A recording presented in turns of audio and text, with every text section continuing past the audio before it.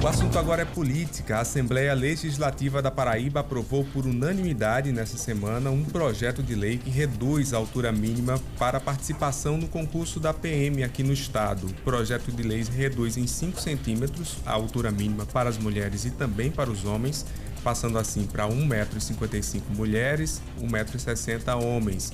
A autoria dessa medida é a deputada estadual Poliana Dutra, do PSB. Ela está aqui no estúdio com a gente, vai falar sobre isso.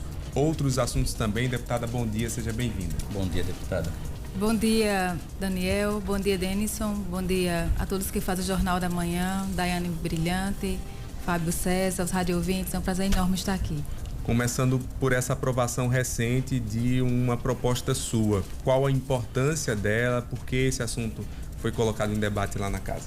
Primeiro, democratizar o acesso, né? A altura média dos paraibanos e paraibanas, do povo nordestino é bem mais baixa do que a altura do sul e sudeste. Imagino que São Paulo já regulamentou isso. Então, um dos critérios para ter acesso aos concursos da PM era exatamente o homem ter a estatura média de 1,65 m. E a gente sabe a quantidade de pessoas abaixo disso, que ficava inviabilizada. Então, mulheres e homens vocacionados à PM não conseguiam, pelo menos, ter acesso nem à inscrição, né, para ter acesso ao concurso. Então, a proposta da gente é diminuir 5 centímetros. O homem de 1,65 m passar para 1,60 m e a mulher de 1,60 m para 1,55 m. Isso democratiza o acesso e possibilita também a participação de mais paraibanos no concurso da PM. Já há um diálogo com a PM, com o governo para sanção dessa medida? Nós dialogamos com os concurseiros, dialogamos também com a PM, com pessoas que estavam judicializadas também em virtude disso, que eram vocacionadas, que fizeram o concurso e não tiveram acesso a entrar nos quadros da PM. E, enfim, agora falta o governo sancionar. E também estamos nesse diálogo com o próprio governador.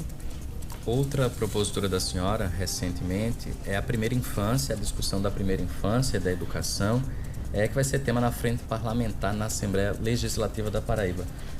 A gente sabe que a educação tem importância fundamental nesse período da infância, mas a gente tem se deparado na Paraíba com recentes casos de violência, não só a crianças da primeira infância, mas também a adolescentes. Como é que está o olhar da Assembleia em relação a esses casos de violência e do cuidado familiar aqui na Paraíba? Pois é, pós-pandemia traz para casa vários temas para discussão. Não só a área econômica, que é importante essa retomada, até para viabilizar a sobrevivência das pessoas. Voltou o drama social. Imagine na Paraíba, imagine no sertão da Paraíba, como isso tem sido agravado pós-pandemia. Mas o olhar não pode ser só econômico, tem que ser cultural, tem que ser social, tem que ser familiar. A gente não pode enterrar na Paraíba mais de 10 mil paraibanos e achar que está tudo normal. Não está. No Brasil, quase 700 mil pessoas enterradas e a gente não fazendo nenhuma reflexão em relação a isso. Pois bem, aumentou na pandemia as violências contra a mulher e isso agrava muito a relação familiar. Tem muitas sequelas também na adolescência e nos comportamentos também da adolescência. E isso a gente sabe como é danoso para a sociedade, os desvios comportamentais. E a gente sabe também os estímulos na primeira infância, o quanto isso é importante. Se a gente não consegue estar agravando mais, engrossando mais as penas contra o agressor, porque isso piora mais, a gente não acaba a violência com mais violência. A gente não diminui uma fogueira colocando gasolina dentro do fogo. A gente precisa entender as raízes desse problema. E uma delas é a primeira infância. Nós, mulheres, a gente se empoderou, a gente conseguiu ocupar os espaços de poder em várias instâncias, seja na política, na justiça, no empreendedorismo, com os diplomas universitários, mas a gente não fez uma reflexão emocional, a gente foi muito racional.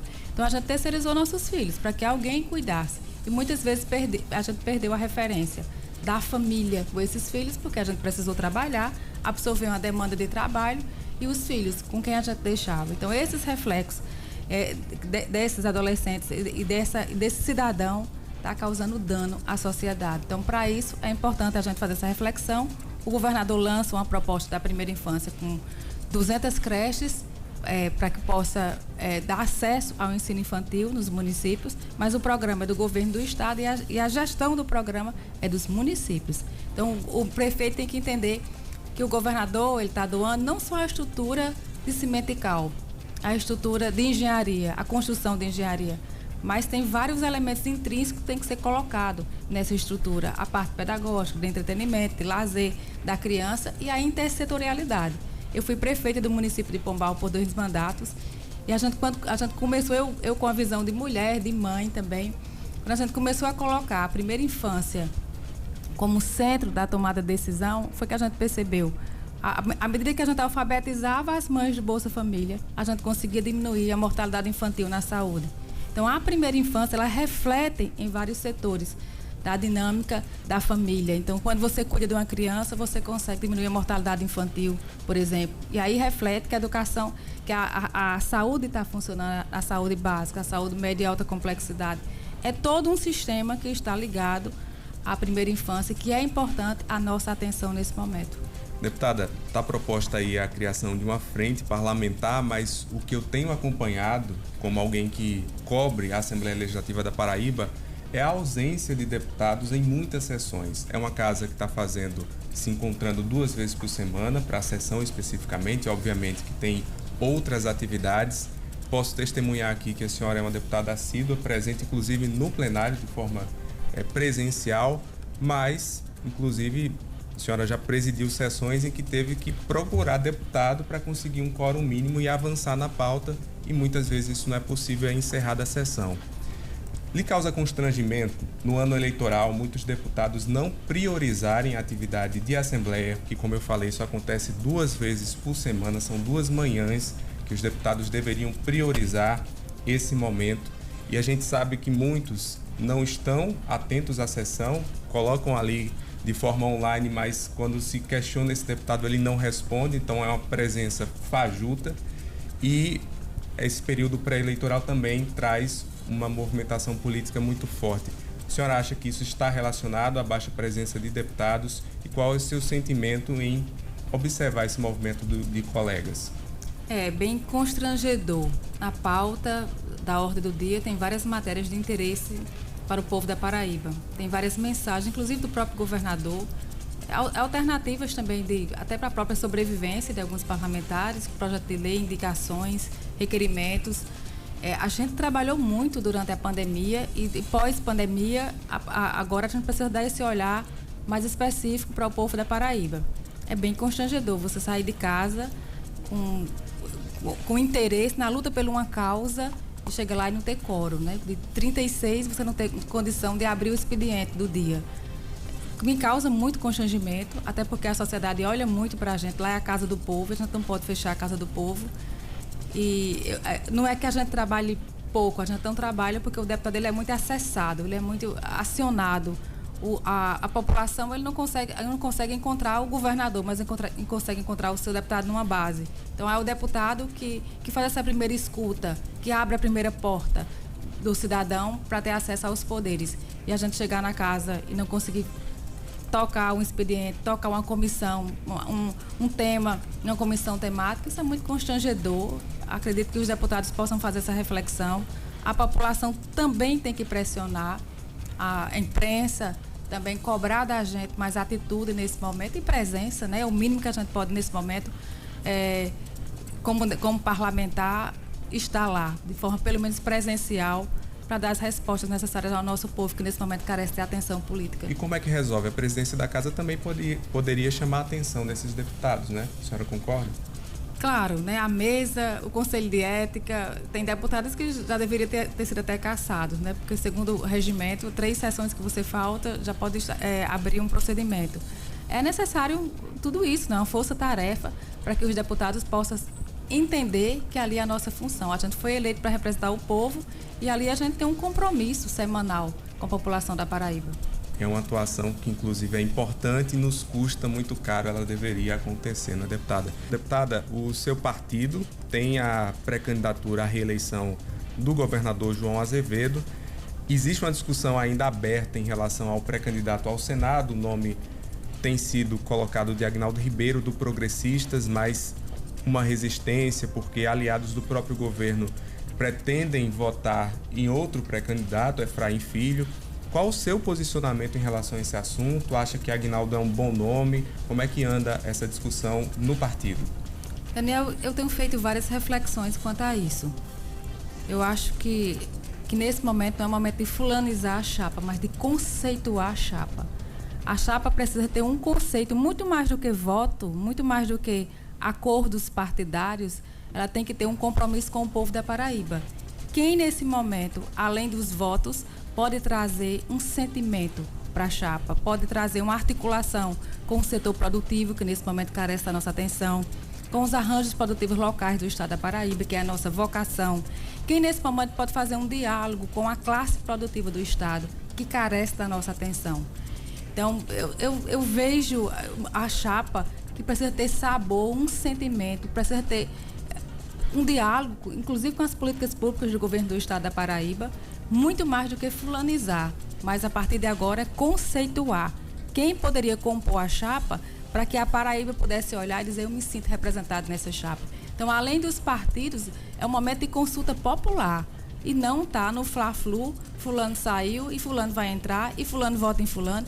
A gente já perguntou ao povo da Paraíba se esses fulano representa essa chapa. A chapa não pode ser fria, ela tem que ter um conceito, um sentimento de chapa, para que a população possa olhar para a chapa e se sentir representada. E nós, mulheres, que nesse momento somos a maioria da população, esses senadores que querem estar na chapa majoritária, tem algo a propor para nós? Porque eu, como mulher, quero ouvir dele.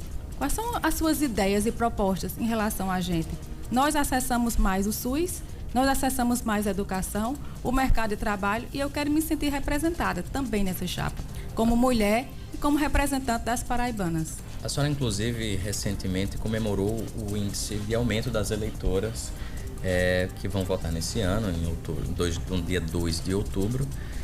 Mas a gente sabe que a participação feminina na política ainda é pequena, inclusive em locais de protagonismo, como candidatas ao governo, candidatas ao Senado. Quando aparecem, estão dentro da cota ou estão ainda como vice. A senhora enxerga que aqui a Paraíba a gente ainda tem muito que caminhar? Muito, muito. A gente tem uma longa tarefa, um longo caminho aí pela frente. Agora, eu tenho feito essa reflexão e essa análise, os partidos na correria para procurar mulheres, para compor a cota cartorial dos 30%. E eu fico olhando, sabe por que as mulheres não querem participar da política? Eles olham para a gente e dizem: a mulher não quer participar da política. Não, a mulher quer participar da política. A gente quer discutir política pública, até porque a gente acessa muito o serviço público e a gente quer se sentir representada nas políticas públicas. A mulher não quer participar porque a mulher não tem acesso à participação. Primeiro, nos partidos é uma luta maior do mundo para a gente ter acesso ao que é de direito, os 30%. Como não acha, as mulheres, como os partidos não vão captar aquela liderança de bairro, aquela mulher que exerce algum protagonismo nas cidades, aí coloca a prima do vereador, para que ela possa ser laranja, para receber o fundo partidário e passar para ele. No próprio, se você olhar nas casas executivas, tanto nas prefeituras como próprio no governo do estado, você vê uma minoria de mulheres exercendo protagonismo. E como é que a gente agora quer estimular as mulheres se a gente pegou os melhores cargos, deu aos homens e minimizou a mulher dentro do próprio governo? Então, isso é necessário a gente fazer essa reflexão. Como é que a gente quer estimular a mulher se a gente não deu condição para que essa mulher pudesse exercer o seu protagonismo e colocar suas ideias em prática? Então, isso a gente tem feito esse debate a nível da Comissão da Mulher na casa das pessoas, a gente tem discutido também na própria base, né, como é que a maioria da população, se a gente quiser, a gente pode decidir isso. A gente pode definir, inclusive, a eleição do Brasil, porque somos a maioria. E, nesse momento, nós mulheres, estamos fazendo um diálogo entre a gente. A gente não vai estar mais criticando porque o homem não colocou a mulher para dirigir um partido, para ter acesso aos cargos estratégicos do partido ou para ter acesso aos melhores cargos do Poder Executivo. A gente está discutindo entre a gente quem melhor representa a gente. Então, a gente, nesse momento, pode empoderar essa camada de mulheres e fazer um complô. Não quero votar. Porque agora a gente pode decidir isso.